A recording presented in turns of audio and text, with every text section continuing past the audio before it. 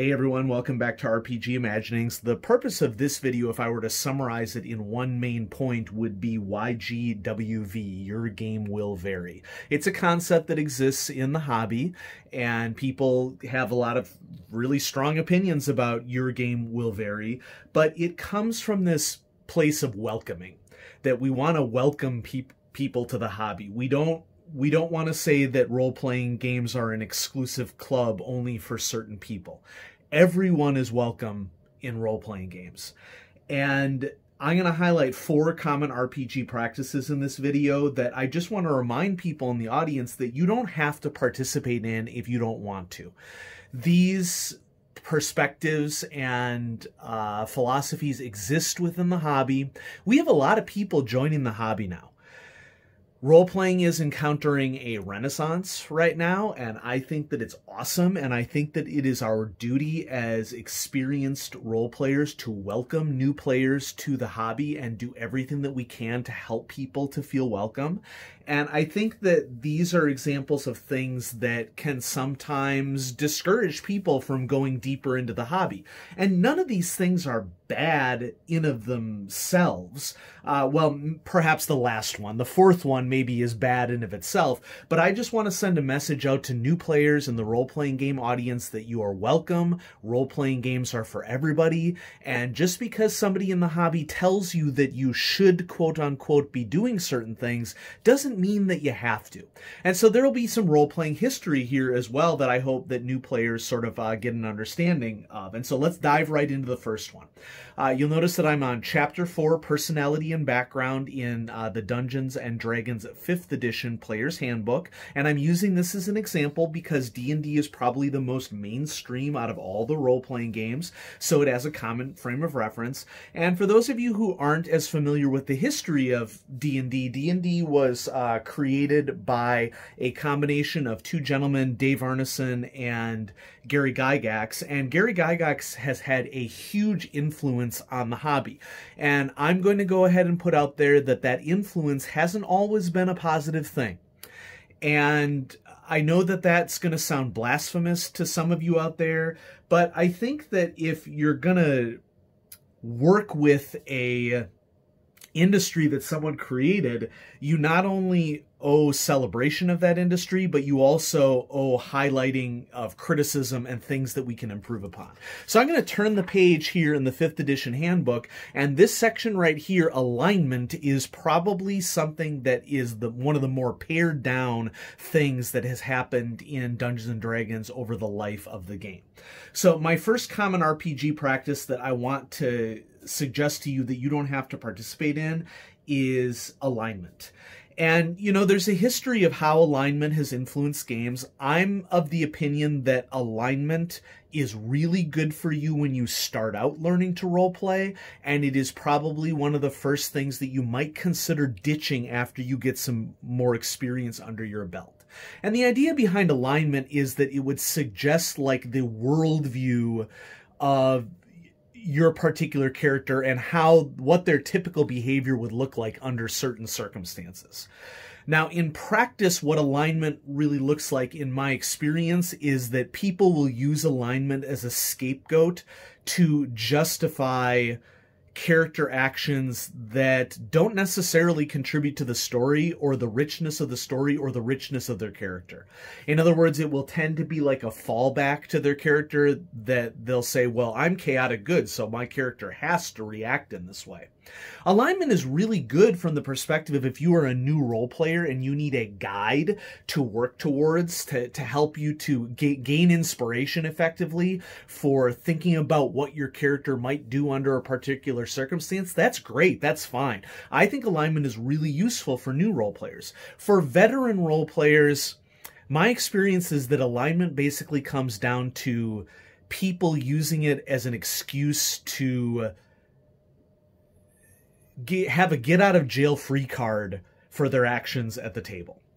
I also think from a storytelling standpoint, rigidly adhering to an alignment makes for less realistic characters and characters that are less likely to feel as if they are living in a world and making difficult ethical choices. I mean, folks, the most interesting storytelling happens from ethical dilemmas and how ethical dilemmas affect people. And when we rigidly adhere to alignment, it sort of takes the power out of how ethical alignments guide storytelling, in my opinion.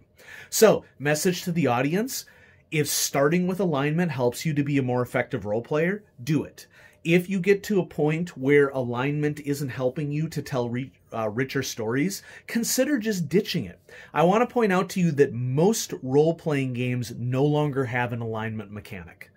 And I think the reason behind that is because alignment is an artifact of the original D&D game, and the people who created D&D were paving the way for this over as they were creating the game.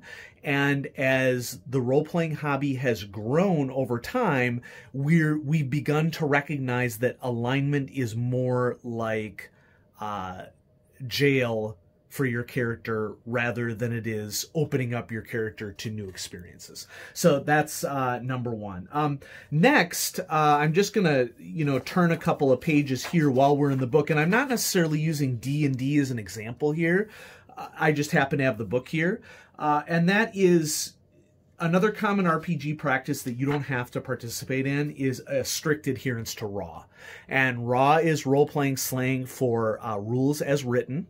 And, there is an argument for RAW. Probably the biggest argument for rules as written would be if you are running a game at an FLGS, a friendly local game store, or if you are at a con and there are expectations that everybody at the table recognizes how the mechanics of a game are supposed to work.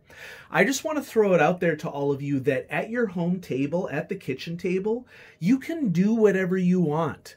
And if a rule doesn't make sense to you, or you would just simply prefer to do something different at your table, there isn't anybody who should be saying anything negative towards that.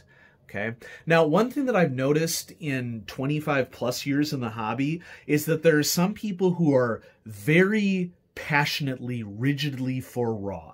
And the arguments sort of basically seem to boil down to that these are the rules as written. We should be attenuating to the rules as written. And if we don't do the rules as written or soften the rules as written, then role-playing ceases to be a game. That sort of leads me to my third common RPG practice that you don't have to participate in, and that is prioritizing mechanics over story. You don't have to do that. Now, this is getting at this central issue that, for a lot of people, what makes a role-playing game a game is that you're rolling dice, and that's fine. I respect that. But I have a serious problem with this common admonition that exists in the hobby that dice drives narrative. I completely and utterly disagree with that. There's a reason why authors don't use dice when they're determining what happens in their story that will be an interesting story to read. I just want to remind everybody in the audience that role-playing games came from tactical wargaming, and you can see the roots of tactical wargaming and role-playing games all over the place. And I don't think that it's within the pages of books, within the pages of the rules as written. I think that it is coming from a cultural, philosophical perspective from role players. And once again, if that's your jam, if the I like building characters that I will never use as much as the next person, okay? That is another fun aspect of the hobby.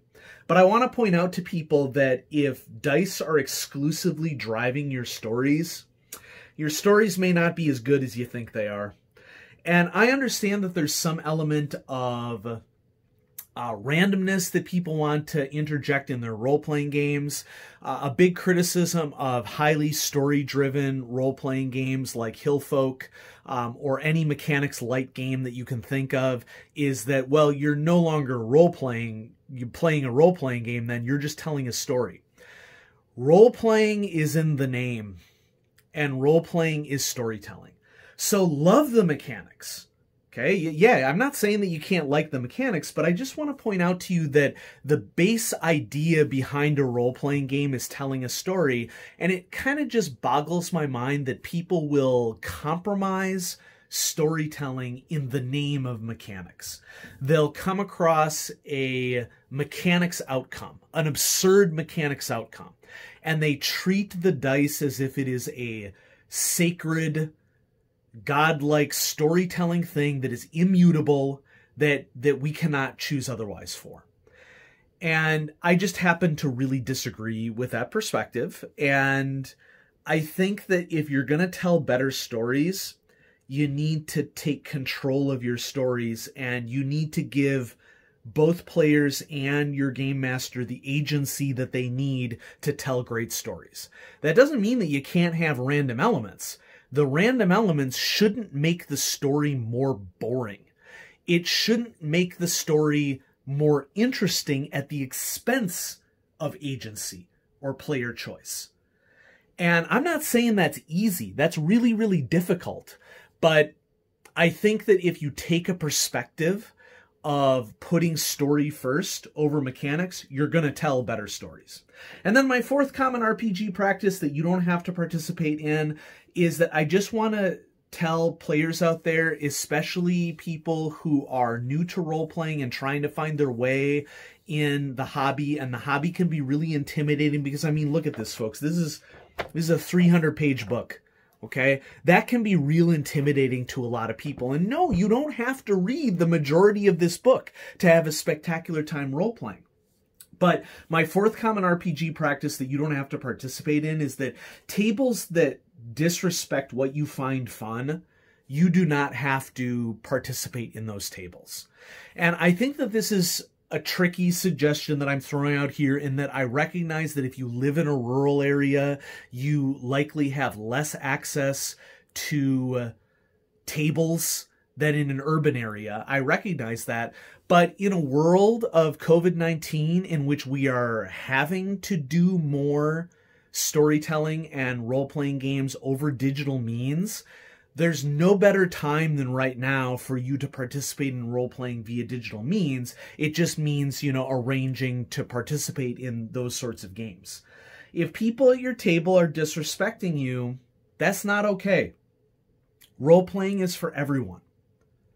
And I know that it can be very difficult, especially when you're young and you're maybe interacting with people who are still trying to find their social voice and maybe very inwardly focused and have not quite yet developed their outward focused perspective in which they're focused on helping other people rather than helping themselves. And I want to be clear here, that is not exclusive to the young.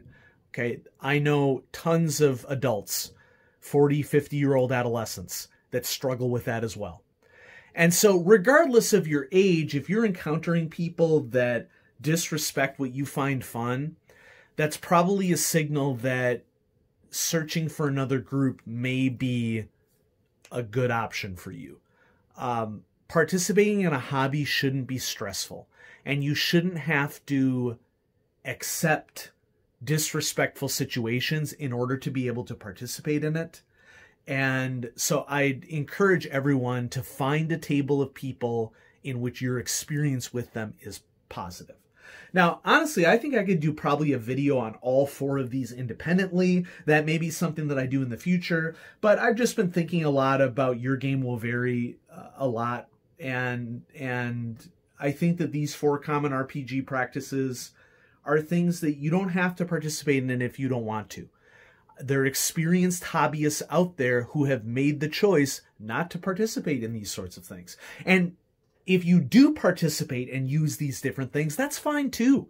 Your game will vary means your game will vary. But I also think that there's a segment of the hobby that needs to hear from an experienced role player that you don't have to participate in things just because other members of the hobby say that you should.